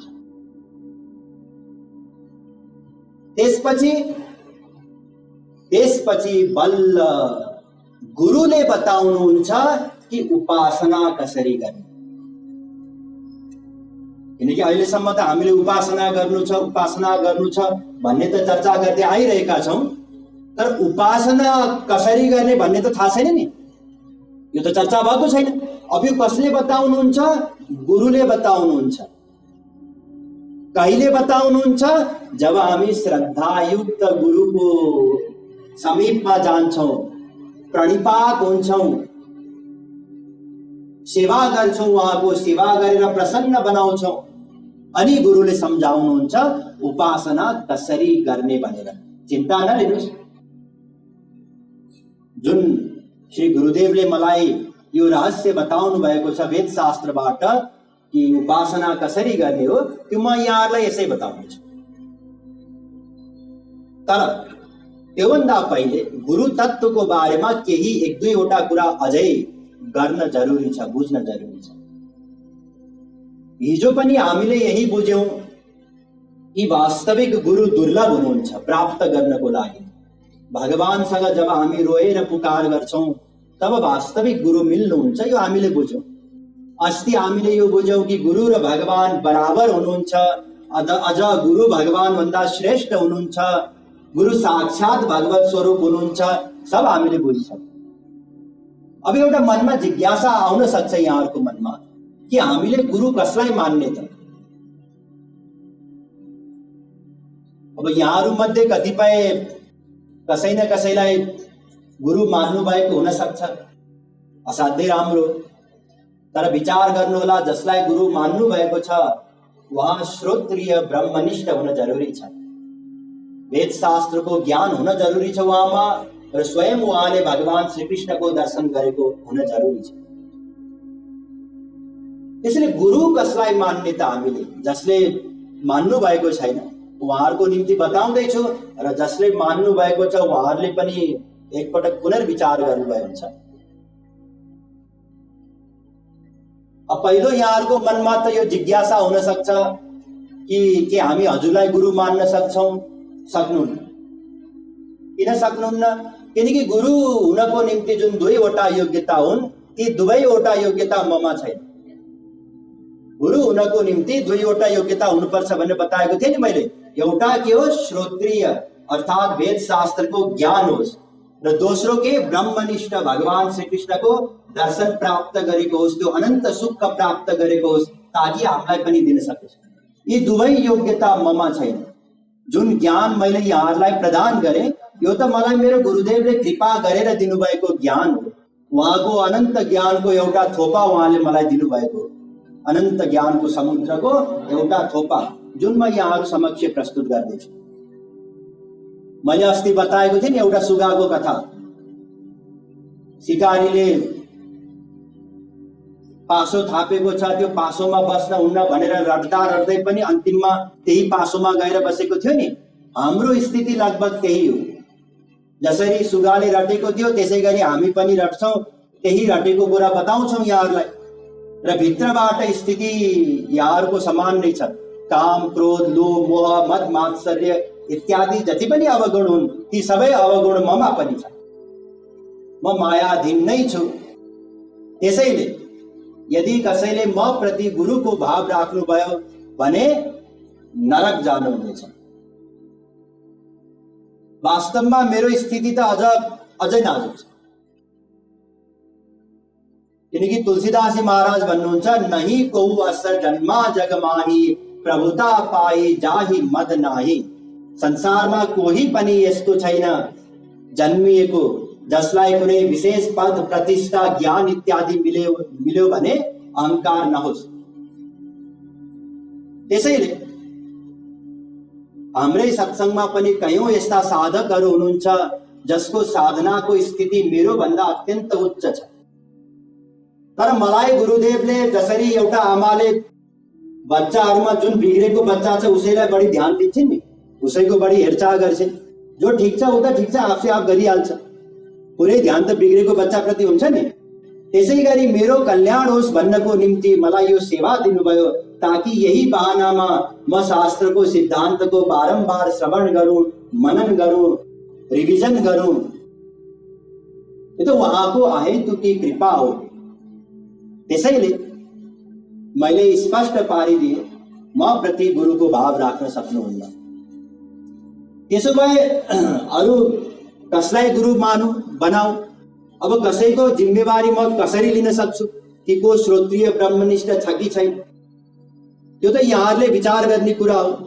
र मेरो गुरुदेवको निम्ति म अवश्य यो बताउन सक्छु कि वर्तमान विश्वमा मेरो गुरुदेव समान आध्यात्मिक विभूति अरू कोही पनि हुनुहुन्न। यहाँहरू सबैले जगद्गुरु श्री कृपालुजी महाराजको नाम सुन्नु भएकै छ, जो स्वयं राधा कृष्ण भगवानको अवतार हुनुहुन्छ। जसले उहाँको प्रवचन केवल एक पटक मात्रै पनि सुन्छ, उसलाई सहजै यो थाहा हुन्छ, भित्रबाट अनुमान गर्न सक्छ कि उहाँ वेद शास्त्रको ज्ञाता हुनुहुन्छ। उहाँको प्रवचन सुन्दा यो प्रतीत हुन्छ कि साक्षात वेद शास्त्र मूर्तिमान उहाँको अगाडि हात जोडेर नतमस्तक भइरहेका छन्। यसले श्रोत्रिय हुनुहुन्छ। साथै जसले उहाँको सत्सङ्गमा बस्नु भएको छ, साधना गर्नु भएको छ, तत्काल उहाँ ब्रह्मनिष्ठ हुनुहुन्छ, यसको आभास सहजै हुन्छ। र जो मेरो गुरुदेव हुनुहुन्छ श्री श्री घनश्याम दास जी महाराज, उहाँ जगद्गुरु श्री कृपालुजी महाराजको सुपुत्र हुनुहुन्छ। र शास्त्रको सिद्धान्त अनुसार आत्मा वै जायते पुत्राः, भगवान र महापुरुष स्वयं पुत्रको रूपमा जीव कल्याणको निम्ति आउनुहुन्छ। त्यसैले जगद्गुरु श्री कृपालुजी महाराज र उहाँका सुपुत्र श्री श्री घनश्याम दास जी महाराजमा कुनै पनि भेद छैन। यो शास्त्रको बाणी पनि हो र जसले सङ्ग गर्नु भएको छ दुवैजनाको उहाँहरूको अनुभव पनि हो। त्यसैले यहाँहरूले आफ्नो आत्मकल्याणको निम्ति श्री श्री घनश्याम दास जी महाराजलाई गुरु मानेर उहाँको प्रवचन सुनेर साधना गरेर आफ्नो कल्याण गर्न सक्नुहुन्छ। अब अर्को मनमा जिज्ञासा आउन सक्छ कि यदि हजुरलाई गुरु मान्नै सक्दैनौ, हजुर मायाको अधीनमा हुनुहुन्छ, कामी क्रोधी लोभी मोही हुनुहुन्छ भने हजुरबाट हामी के लाभ लिन सक्छौँ? अवश्य लाभ लिन सक्नुहुन्छ। किनकि चैतन्य महाप्रभुजीले एउटा स्थानमा बताउनु भएको छ, जेही कृष्ण तत्ववेत्ता सेही गुरु होय। अर्थात जसलाई श्री कृष्ण तत्व सम्बन्धी ज्ञान छ ऊ गुरु हुनको निम्ति योग्य छ। जुन शास्त्रको ज्ञान मलाई गुरुदेवले दिनुभएको छ त्यो शास्त्रको ज्ञान यहाँहरूले प्राप्त गर्न सक्नुहुन्छ, पहिलो लाभ। र यहाँहरूको मनमा कुनै आध्यात्मिक जिज्ञासा छन् भने ती आध्यात्मिक जिज्ञासाको समाधान पनि यहाँहरूले प्राप्त गर्न सक्नुहुन्छ, दोस्रो लाभ। तेस्रो, श्री गुरुदेवको सान्निध्यमा सत्सङ्गमा सम्मिलित हुनको निम्ति कसरी सम्मिलित हुन सकिन्छ इत्यादि त्यो सबै पनि यहाँहरूले मबाट प्राप्त गर्न सक्नुहुन्छ। अस्तु, यी त भए मोटामोटी कुराहरू। अब गुरु तत्वको बारेमा एउटा अर्को चिज बताउन चाहन्छु। मान लिनुहोस् हामी समुद्रमा पौडिँदैछौँ, डुब्न आँटेका छौँ, कसैले उठायो, 3-4वटा हात दिए सबैले। एउटा जसले हात दिएको थियो उसको डुङ्गा रहेछ, अर्को जसले हात दियो उसको पानी जहाज रहेछ, अर्को जसले हात दियो उसको चाहिँ यसो जहाज थियो जुन तत्काल उड्न सक्थ्यो। हामी कसको हात समाउँछौँ? जसको जहाज छ उसैको हात समाउँछौँ नि, हैन र? पार त सबैले पुर्याइदेला, तर सर्वोच्चलाई नै समाउँछौँ। त्यसै गरी महापुरुषको पनि स्तर हुन्छ, ध्यान दिनुहोस्। महापुरुषको स्तर हुन्छ भन्नाले सानो ठुला हुन्छन् र सानो ठुलो होइन। भगवानलाई प्राप्त गर्न साथ त सबै भगवान समान नै हुन्छन्, तर जुन अनन्त आनन्दको ती महापुरुषहरूले अनुभव गर्छन् त्यो आनन्दको कक्षाको हिसाबले महापुरुषहरूको पनि कक्षा हुन्छ। अर्थात् केही यस्ता महापुरुष हुन्छन् जसले श्रीकृष्णको केवल एक झलक दर्शन गरेका छन्। तीभन्दा श्रेष्ठ ती महापुरुष हुन्छन् जसलाई निरन्तर श्रीकृष्णको दर्शनको सौभाग्य प्राप्त छ। तीभन्दा श्रेष्ठ ती महापुरुष हुन्छन् जसलाई श्रीकृष्णका अनन्त लीलाहरूको पनि दर्शन गर्ने सौभाग्य छ। तीभन्दा श्रेष्ठ ती महापुरुष हुन् जसलाई ती लीलाहरूमा सम्मिलित हुने पनि सौभाग्य प्राप्त छ। र यस प्रकारले लीलामा सम्मिलित हुने क्रममा चारवटा भावद्वारा लीलामा सम्मिलित हुन सकिन्छ। चारवटा भाव ध्यान दिनुस्, यो याद गर्नु छ। पहिलो दास्य भाव, आफूलाई दास श्रीकृष्णलाई स्वामी मानेर श्रीकृष्णको लीलामा गएर श्रीकृष्णको सेवा गर्नु। दोस्रो हो सख्य भाव, आफूलाई साथी मानेर श्रीकृष्णको। साथीको अधिकार त दासको भन्दा धेरै हुन्छ नि। दास त बिचारा बाहिर कुरिरहन्छ, कतिखेर स्वामीले आज्ञा दिनुहुन्छ अनि म गएर उहाँको सेवा गरौँ भनेर। तर सखाले कुर्नु पर्छ पर्दैन, सरासर गएर उसैको छेउमै बस्न सक्छ, साथीको छेउमै। यहाँले भागवत पढ्नुभयो होला, सखाहरूको मुखको जुठो भोजन खोसी खोसी श्रीकृष्ण खानुहुन्थ्यो। सखाहरूले श्रीकृष्णलाई घोडा बनाएर घोडामाथि सवार भए। सुन्नुभएको छ नि भागवतमा? यसमा विशेष अधिकार मिल्छ। ती भन्दा पनि श्रेष्ठ ती महापुरुष हुन् जसले वात्सल्य भावले श्रीकृष्णको सेवा गर्छन् लीला क्षेत्रमा। वात्सल्य भाव भन्नाले आफूलाई माता पिता मानेर श्रीकृष्णलाई पुत्र माने। जस्तै नन्द बाबा, यशोदा मैया, अब हेर्नुस् कति अधिकार छ वात्सल्य भावमा। संसारमै पनि फ्यामिली मिटिङमा कुनै साथी आउन सक्छ र सक्दैन? साथी हो, हामी भन्छौँ अहिले परिवारको सदस्यहरूको मात्रै सल्लाह हुँदैछ एकैछिन भन्ने उसलाई बाहिर राख्छौ नि, किनकि घर सल्लाह हो त्यो त, त्यसमा साथी आउन सक्दैन। यशोदा मैयाले लालालाई उखलमा बाँधिदिनु भयो। जुन श्रीकृष्ण परम स्वतन्त्र हुनुहुन्छ, वेदले बताएको छ, उहाँ परम स्वतन्त्र श्रीकृष्णलाई यशोदा मैयाले एउटा पातलो डोरीले बाँधिदिनु भयो र अनन्त जीवको मुक्तिदाता श्रीकृष्ण आफ्नो मुक्तिको निम्ति याचना गर्दै हुनुहुन्छ, कसैले मलाई फुकालिदे भने।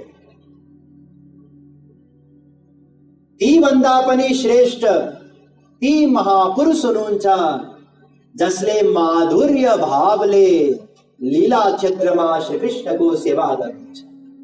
माधुर्य भाव भन्नाले आफूलाई प्रियसी श्रीकृष्णलाई प्रियतम माने। संसारमै पनि पति पत्नी कोठामा छन् भने म त बाउ हुँ म त आमा हुँ भन्दै कोठामा छिर्न पाइन्छ? पाइँदैन। ढोका ढकढकाउनु पर्यो, बाहिर आएर छोराले कुरा गर्छ, आमा भन्नुस् के छ खबर। सबैभन्दा बढी अधिकार त श्रीमतीकै हुन्छ श्रीमान प्रति। त्यसैले माधुर्य भावको प्रेम, माधुर्य भावले सेवा जुन महापुरुषहरूले गर्नुहुन्छ ती महापुरुष सर्वोच्च महापुरुष हुनुहुन्छ। माधुर्य भावमा पनि तीनवटा कक्षा छन्। एउटा मथुरावाला कुब्जाको प्रेम, जसमा केवल आफ्नो सुखको निम्ति प्रेम गरिन्छ श्रीकृष्णलाई। त्योभन्दा श्रेष्ठ द्वारकावाला रुक्मिणी इत्यादि पटरानीहरूको प्रेम, जसमा श्रीकृष्णको सुखको निम्ति पनि र आफ्नो सुखको निम्ति पनि प्रेम गरिन्छ। त्योभन्दा पनि श्रेष्ठ ब्रजका गोपीहरूको प्रेम, जसमा केवल श्रीकृष्णकै सुखको निम्ति प्रेम गरिन्छ। गोपीहरूलाई अरू कुनै चिजसँग मतलब छैन, श्रीकृष्णलाई सुख मिलोस् बस, केवल यति चिजसँग मतलब छ। र ती गोपीहरूको तालीको इशारामा भगवान श्रीकृष्ण नाच्नुहुन्छ, जसको मायाको प्रभावले ठुला ठुला ज्ञानीहरू परमहंसहरू नाच्दछन्। वहाँ ब्रजका गोपीहरूको तालीको इशारामा नाच्नुहुन्छ र ती गोपीहरूको गाली सुन्नको निम्ति उनीहरूको पछि पछि हिँड्नुहुन्छ। गोपीहरूले भगवान या श्रीकृष्ण त थाहै छैन उनीहरूलाई। ए लफंगा, लफंगा भन्नाले पर स्त्रीको पछि पछि हिँड्ने पुरुष, यो शब्द प्रयोग गर्छन्। चोर, जार, लफंगा यी शब्दहरूद्वारा पुकार गर्छन् श्रीकृष्णलाई र भगवान श्रीकृष्ण तिनै शब्दहरू सुनेर विभोर हुनुहुन्छ, मक्ख पर्नुहुन्छ। यो सर्वोच्च प्रेम गोपीहरूको प्रेम र हामीलाई पनि यही प्रेम प्राप्त गर्नु छ, गोपी प्रेम। नारदजीले नारद भक्ति सूत्रमा यसैलाई लक्ष्य बताउनु भयो, यथा ब्रज गोपिका नाम।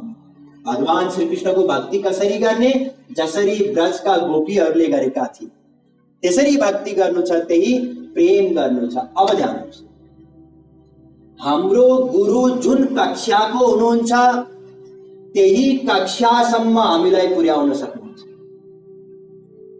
कुरा बुझ्नुभयो?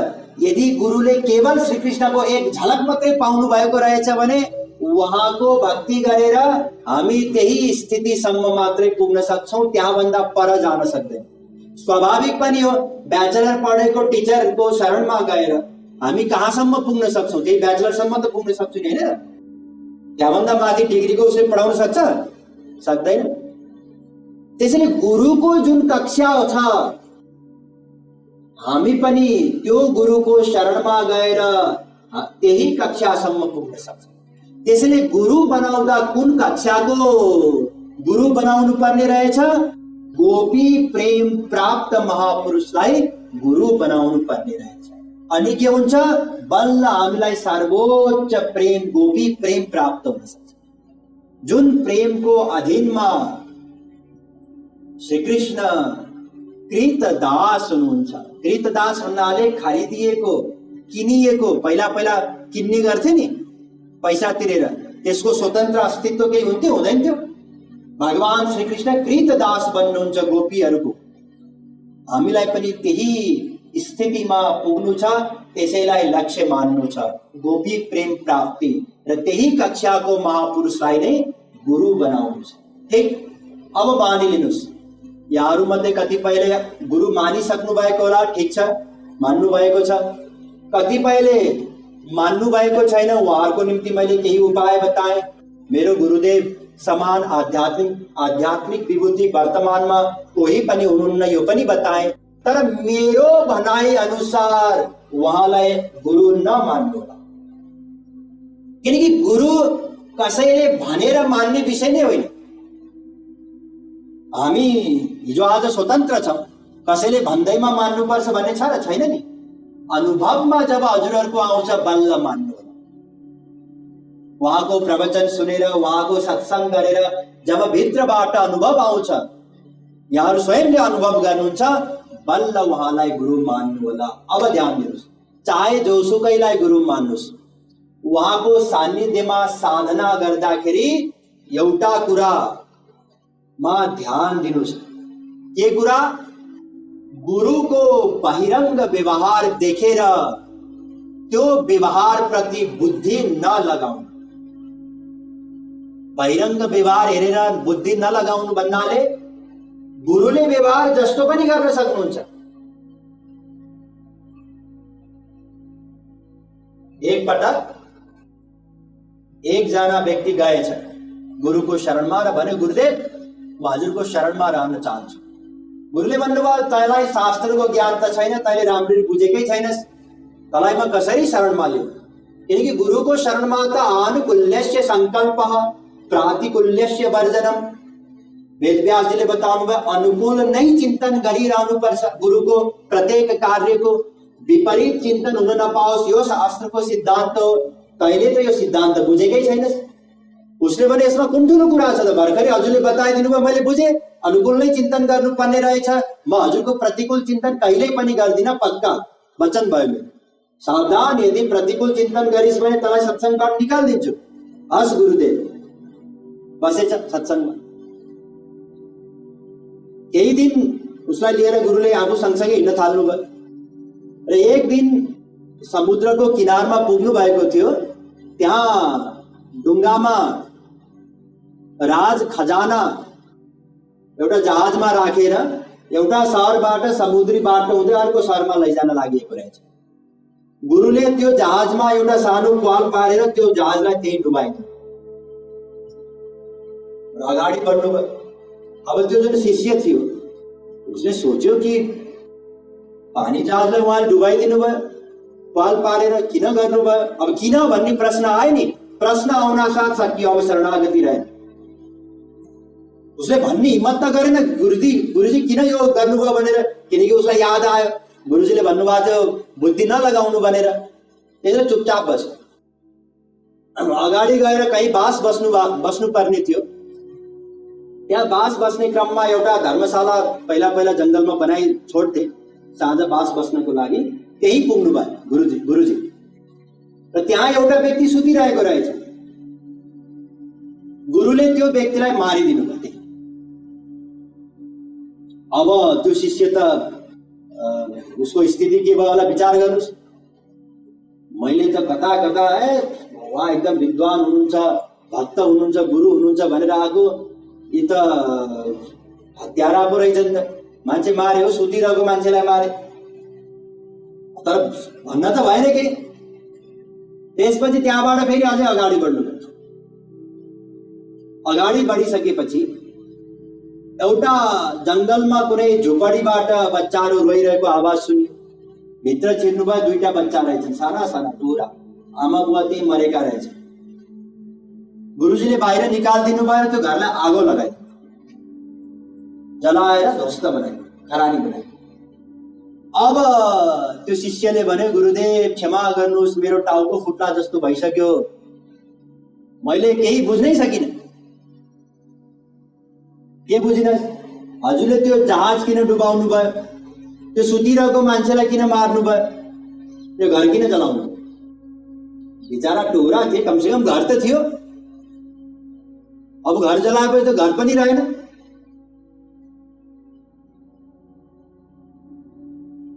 गुरुले उत्तर दिनुभयो, जुन जहाजमा राज्यको धन राखेर अर्को शहरमा लैजान आँटेका थिए, त्यो जहाजलाई लुट्ने योजना बनाएका थिए समुद्री चोरहरूले।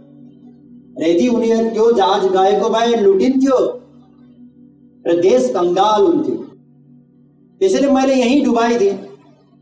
अहिले त आफ्नो देशको धन आफ्नै देशमा छ कि लुटेर अरू निराश हुन्छन्, जहाज आएन भनेर फर्किन्छन्, पछि फेरि जहाजको मर्मत सम्हार गरेर अर्को जहाजमा राखेर लिएर जान्छन्, त्यो शहरमा पुग्छन्। उसले बुझ्यो, एकदम ठिक गर्नुभएछ गुरुले। अनि त्यो व्यक्तिले पानीको मुहानमा विष राखेर हजारौं व्यक्तिलाई मार्ने योजना बनाइरहेको थियो। भोलि बिहान अब त्यसले त्यो योजना कार्यान्वयन गर्नेवाला थियो, आतंककारी थियो।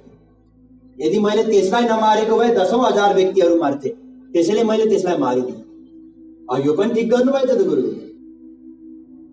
अनि ती दुईजना बिचारा व्यक्तिहरूको घर जलाइदिनु भयो। त्यो जंगलमै छोडेर हामी यति पर आइसक्यौँ, जंगलमा बाघ भालु आयो होला।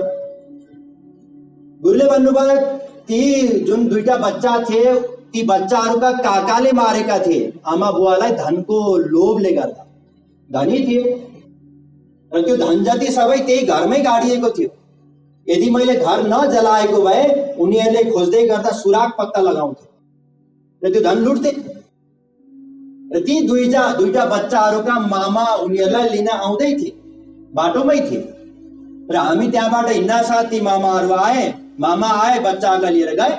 जब ती बच्चाहरू हुर्किन्छन्, बढ्छन्, ठुला हुन्छन्, म आफै गएर तिम्रो पिताको धन यहाँ छ भनेर म देखाइदिन्छु।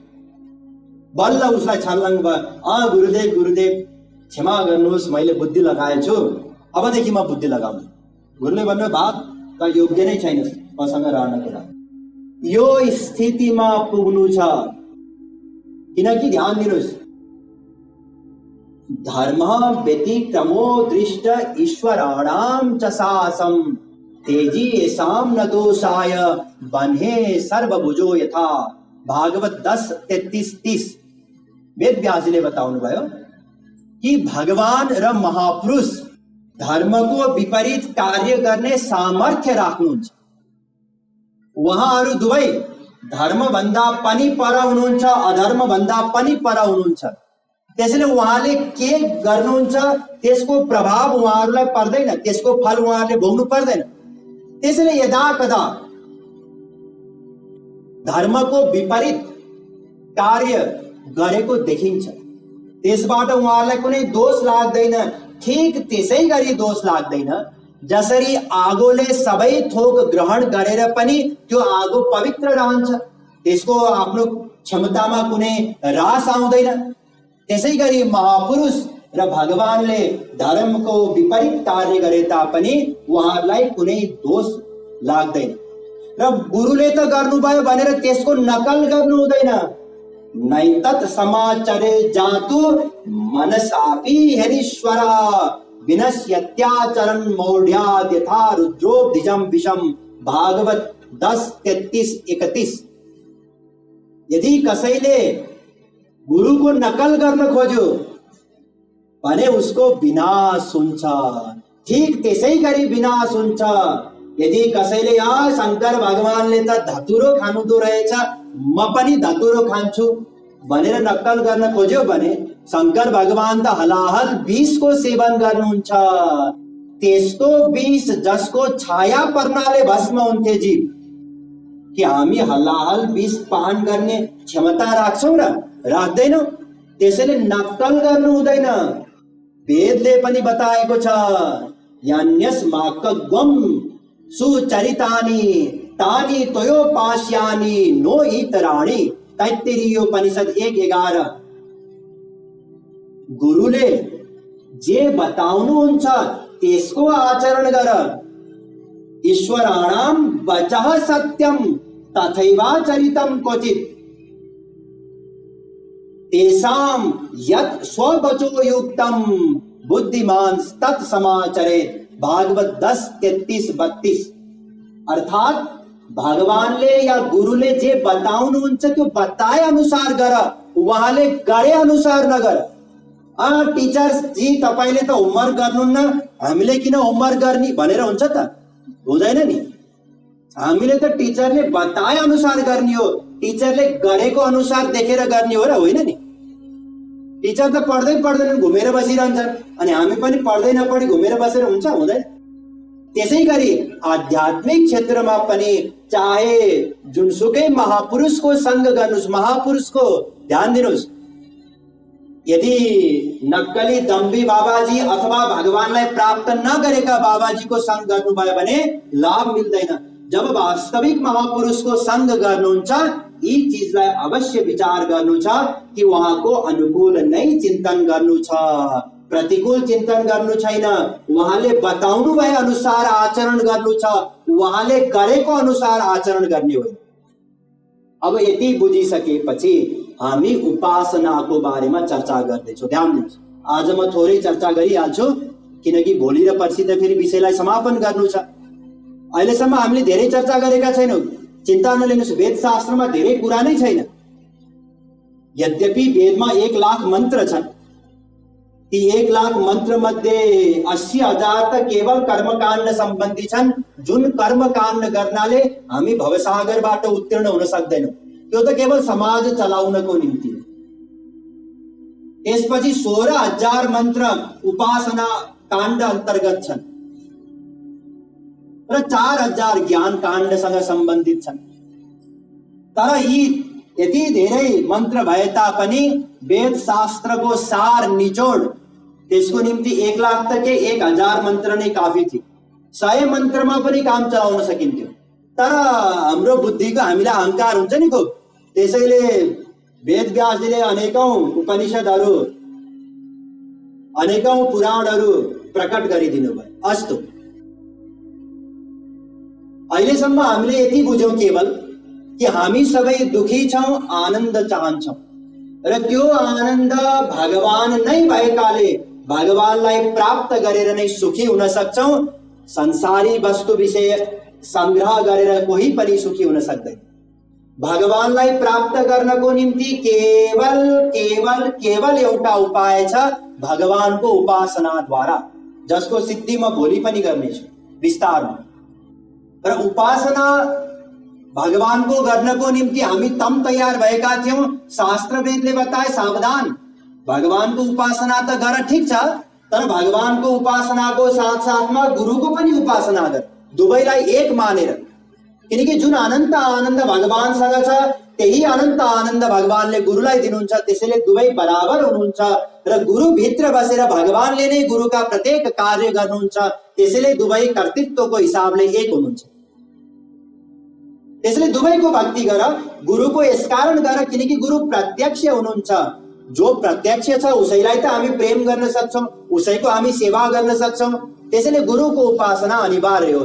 र प्रारम्भमा शास्त्रको ज्ञान प्राप्त गर्नको लागि, सिद्धान्त बुझ्नको लागि, जिज्ञासा समाधानको लागि गुरु नै त चाहिन्छ।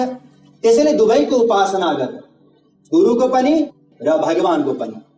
अब गुरु भन्नाले केवल कानमा मन्त्र दिने या पण्डितजी हाम्रो कुल पुरोहित यी गुरु होइनन्।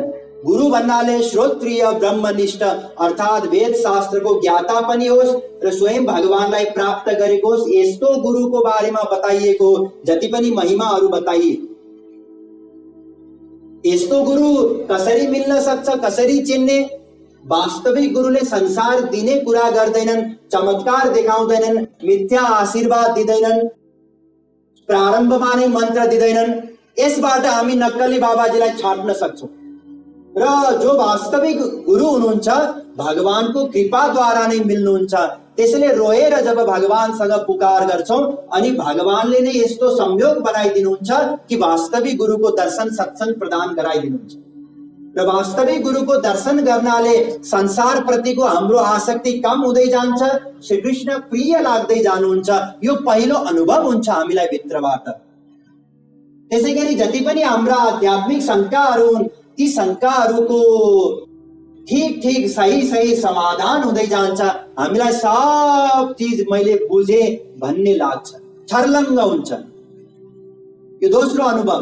र तेस्रो, वास्तविक महापुरुष भित्र श्री कृष्णको प्रेम हुन्छ, जसलाई उहाँले लुकाउनुहुन्छ। गोपनीयम गोपनीयम गोपनीयम प्रयत्नता। तर यदा कदा सत्संगको वातावरणमा त्यो प्रेम अष्ट सात्विक भावको रूपमा प्रकट हुन्छ, जसलाई देखेर अब हामी पक्का विश्वास गर्न सक्छौं कि उहाँ वास्तविक महापुरुष हुनुहुन्छ। र यस्तो महापुरुषलाई जब गुरु मान्छौं हामी, तब सबैभन्दा पहिले श्रद्धायुक्त उहाँको शरणमा जानु छ। श्रद्धा भन्नाले पूर्ण विश्वास, गुरुको आज्ञा पूर्ण पालना गर्छु यो विश्वास। त्यसपछि प्रणिपात हुनु छ, मन बुद्धि आत्मसमर्पण गर्नु छ गुरुको अगाडि। त्यसपछि सेवा गर्नु छ गुरुको। अनि गुरुले बताउनुहुन्छ उपासनाको रहस्य। अब ध्यान दिनुहोस्, यो उपासना केले गर्ने? आज केवल यति बुझौं, उपासना उपासना हामीले भन्दै आयौं, सुन्दै आयौं। गुरुको उपासना गर्नु छ अथवा गुरु र भगवान दुवैलाई एक मानेर दुवैको उपासना गर्नु छ। के हो त उपासना? केले गर्ने भन्ने बारेमा चर्चा गर्नु।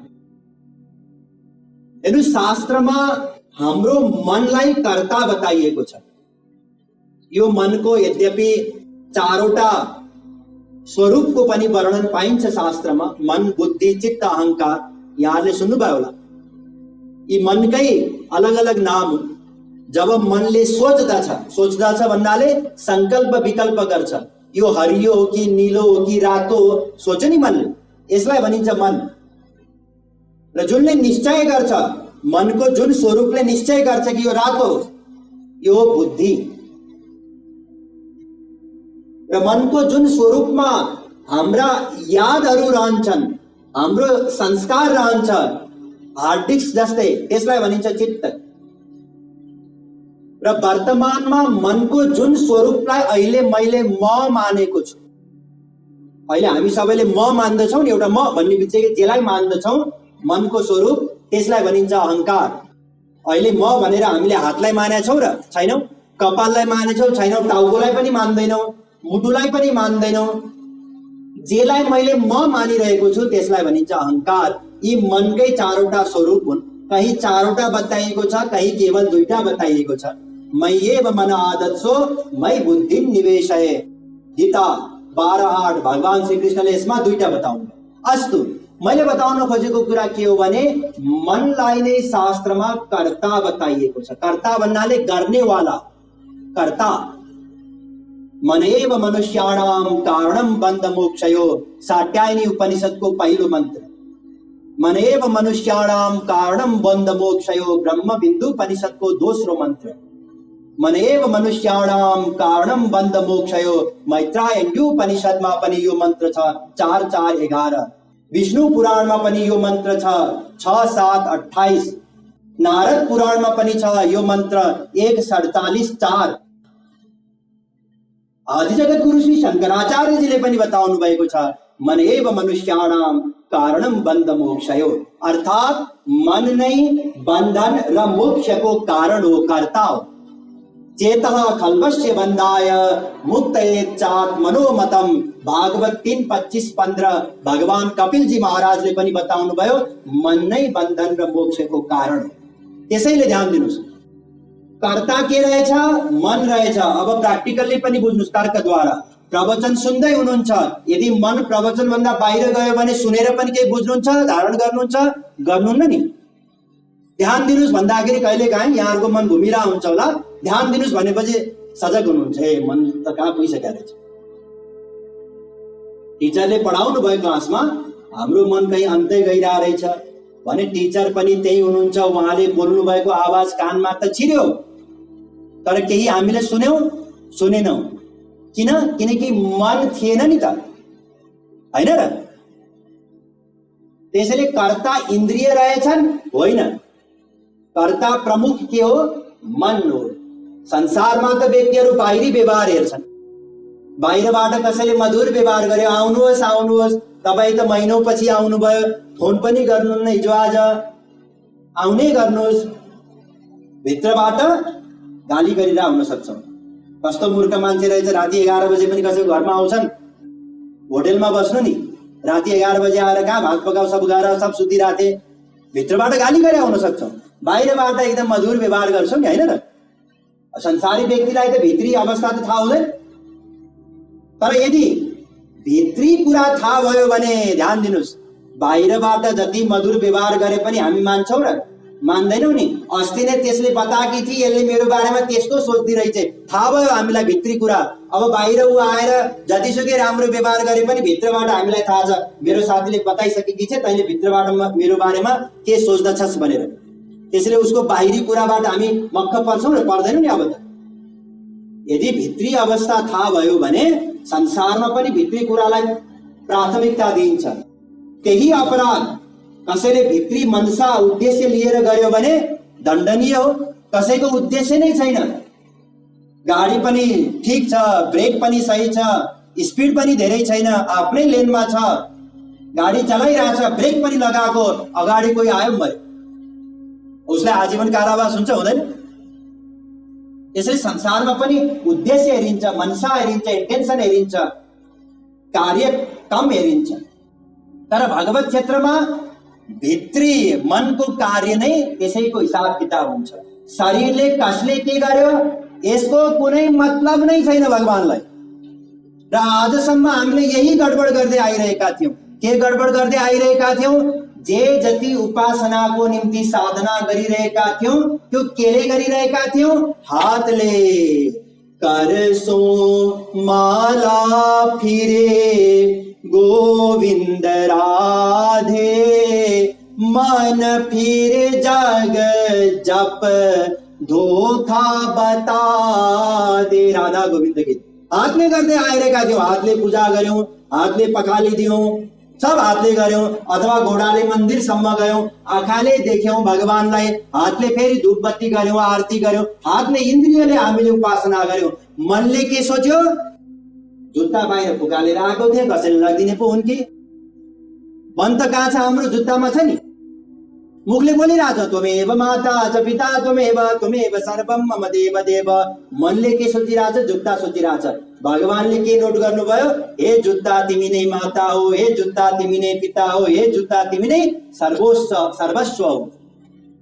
किनकि हाम्रो मन कहाँ छ?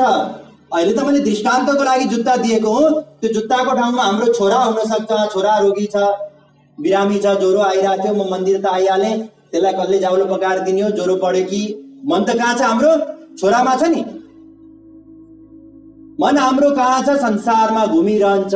अनि हामीले उपासना केले गर्यौं? आजसम्म शरीरले गर्यौं। एकादशी व्रत के गर्ने? शरीरलाई भोकै राखिदिने। शरीरले फल केही मिल्छ? मिल्दैन। गर्नु केले पर्यो? मनले। स्मर्तव्य सततम विष्णुर विस्मर्तव्य न जातुचित। वेद व्यासले बताउनु भयो। तस्मात् सर्वेषु कालेषु माम् अनुस्मर इत्यच गीता 8:7।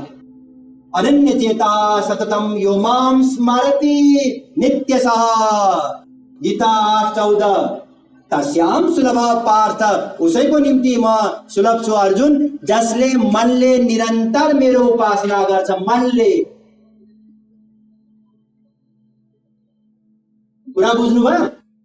हामीसँग एउटा यस्तो मसिन छ मन जसले निरन्तर केही न केही गरिरहन्छ। ध्यान दिनुस्, मन एकछिन पनि चुप लागेर बस्न सक्दैन र यही मनले नै भगवानको उपासना गर्नु छ। मनले नै। यदि मनले गरेनौ, शरीरले गर्यो भने केही मिल्ने रहेछ? मिल्दैन। भगवानले त शरीरको कर्म हेर्नुहुन्न, मनको भाव हेर्नुहुन्छ। भाव ग्राह्य मणिडाख्यम भावा भाव करम शिवम श्वेताशतरोपनिषद 5:14 वेदले पनि यही बतायो। मनको भाव, मन हाम्रो कहाँ छ?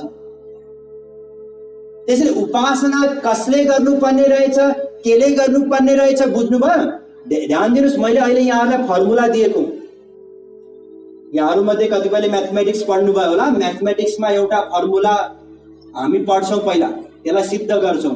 त्यो फर्मुला पढिसकेपछि, सिद्ध गरिसकेपछि त्यो फर्मुलालाई लिएर थुप्रै प्रब्लमहरू हामी सल्भ गर्छौँ नि, हैन र? छुट्टा छुट्टै प्रब्लम कसरी सल्भ गर्ने भनेर याद गरेर साध्य हुन्छ? त्यसरी पढाइन्छ? पढाइँदैन नि, फर्मुला सिकाइन्छ नि। अब मैले यहाँलाई फर्मुला दिएँ। उपासना भक्ति जे भने पनि केले गर्नुपर्ने रहेछ? मनले। अब कैयौं प्रश्नहरूको समाधान यही एउटा फर्मुलाबाट हुन्छ। मन्दिर गएर काम बन्ने रहेछ? बन्दैन। मन्दिर नगएर काम बन्छ? बन्दैन। पूजा गरेर काम बन्ने रहेछ? बन्दैन। पूजा नगरेर काम बन्ने रहेछ? बन्दैन।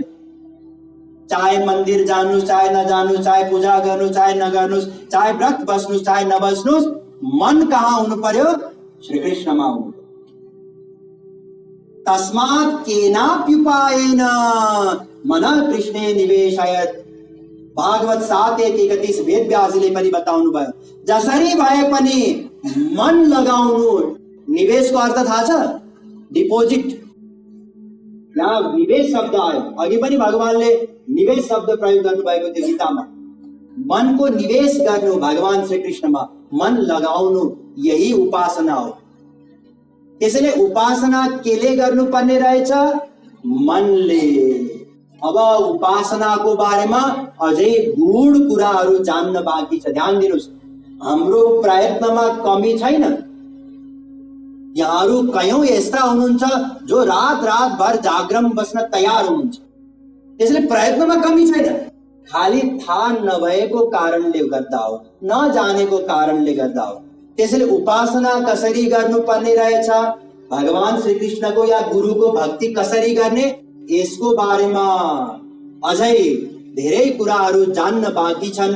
जानिनेछ, तर आज होइन, भोलि। वृन्दावन बिहारी लाल की जय।